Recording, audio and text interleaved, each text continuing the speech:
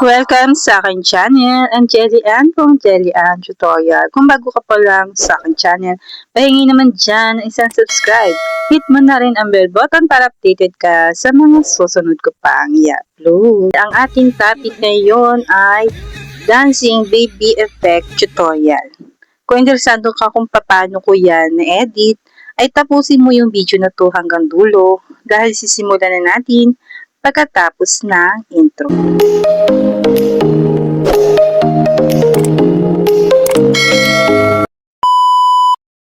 Kailangan natin dito ng TikTok, Pixburst, TikTok Downloader at CapCut. Una, punta muna tayo sa ating TikTok kasi dito tayo kukuha ng video na gagamitin natin. Mag-search lang tayo dito ng baby dancing effect. Ayan. Lalabas na yung mga viral video. Ang gagawin mo lang, pipili ka dyan ng isa, tapos ida-download natin. Ito yung napili ko. Ayan.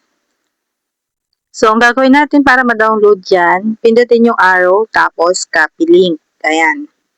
Pag na-copy link mo, umalis ka na dyan sa TikTok. At buksan mo naman itong application na ito. Pwede mo siyang ma-download sa Play Store kung wala ka pa nito. Tapos, kapag in-open mo na yan, ganito yung lalabas. Ayan, ganito. Pag may lumabas na ganyan, X lang natin. Tapos, may ganyan uli, i-X lang natin ulit. Tapos dito, wait lang natin siya mag 100% para mapunta siya sa ating gallery. Ayan, tapos na siyang mag-download kasi meron na siyang check. Ang gagawin natin, naalis tayo dito, tapos pupunta tayo sa Pixburst AI. Ayan, kung wala pa kayo nito, mag-download kayo sa Play Store. Pixburst AI, search nyo lang, tapos ganito yung logo niya. Ganyan. Tapos dito, kailangan mag-login ka gamit ang iyong Gmail para magamit mo siya. Ayan, mag-login tayo gamit ang ating Google and then skip lang natin pag may lumabas na ganun and then allow. Ayan. Tapos, pag may lumabas na ganito, i-claim nyo lang yan. Ayan, claim nyo. Tapos, punta tayo dito sa plus sign sa gitna. And then, slide lang natin. Hanapin natin dito yung nasa dulo. Ayan, ito. Yung may swap. Ayan. Tapos dito sa screen, mag-download tayo dito ng, ayan, pag pinindot nyo yun, lalabas yung allow, pindutin nyo yung allow, tapos mapupunta na kayo sa inyong gallery. Pipiliin nyo ngayon yung video na galing sa TikTok. Tapos hilahin nyo yan hanggang diyan sa dulo. Para hanggang dulo yung magaya natin. Pindutin yung check. Ayan. Pagkatapos, dito sa tabihan, pindutin nyo yan, tapos mapupunta kayo sa inyong gallery. Tapos, piliin nyo yung picture na gusto nyong ilagay. Ang inilagay ko ay picture ng aking anak. Pagkatapos nyan, wait lang natin siyang mag-loading. Ayan, kasi medyo matagal. Hindi ko alam kung madami pang gumagawa nito or mahina lang ang signal ko.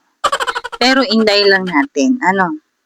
Kapag ka nag-download kayo nito or gumawa kayo nito, automatic may music na siya. Kagaya nung dinownload nyo sa TikTok.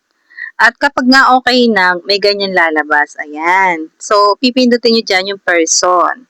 Ayan, kung makikita nyo, nagkulay green yung baby o yung person. Kasi nga, aalisin natin siya at ipapalit ka natin yung picture ng anak natin. Ay, ng anak ko pala. Pindutin natin yung create. Ayan. Tapos, maglo-loading ulit yan. Wait lang natin. Automatic yan magbabak. Yan, di yan. Sa pinakang unahan ng Pixburst. Tapos, magwa-wait lang tayo dyan na magkaroon ng notif. Ibig sabihin, tapos na siyang ma-generate yung video natin. May lalabas sa taas, ayan, view. Pindutin lang natin yan. Tapos, makikita na natin yung video na ating ginawa. So, kung mapapansin nyo, ay anak ko na yung nasa iyo dyan. Hindi na yung kagaya sa TikTok. Kapag ka dinownload nyo yan, may music na yan automatic. Ayan, meron na tayong pang reels. Edit nyo na lang ang music para hindi kayo makopyright. Ano? So dito, isi-save natin siya. Pindutin natin yung arrow sa taas. Ito. Tapos, ang sunod, pindutin itong MP4 para ma-save siya sa ating gallery. So, meron pa palang next step kasi meron siyang watermark ng Pixverse. Eh, bawal yun sa Reels, diba? Yung may watermark. Kaya wait lang natin itong mag-loading.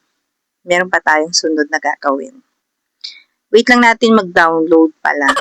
Ayan, okay na, nasa gallery na yon. Punta naman tayo sa CapCut. Punta tayo dito sa new video. Piliin natin yung galing sa Pixverse. Add natin. At dito, hanapin natin sa baba yung aspect ratio. Piliin natin ang aspect ratio.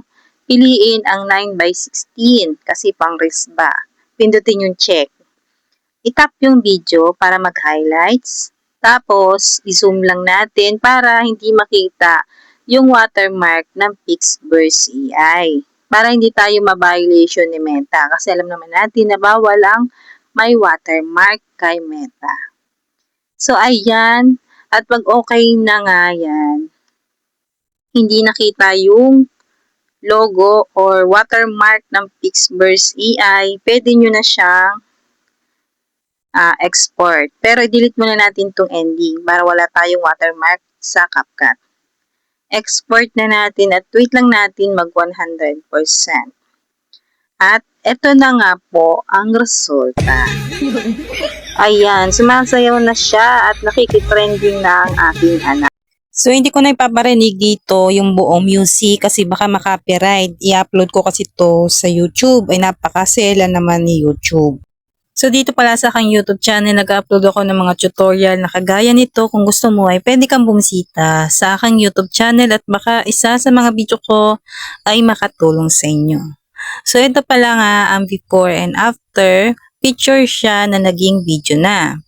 So dito, kung mapapansin nyo pala dun sa video na nagawa natin, meron siyang kulay puti dun sa ulo ng anak ko. Kasi yung video na kinuha ko dun sa TikTok ay meron siyang parang bonnet. At ayun ay nahagip diyan. So hindi siya natanggal. Kung halimbawa magkukuha kayo ng video galing sa TikTok, ay wag yung may merong mga saklob na kagaya nga ng dinownload ko kasi hindi siya nahagip dun sa naaalis sa pag-generate. So sana na-gets nyo po at sana nasundan nyo yung aking tutorial ngayon at yun lang po. Thank you for watching. Bye!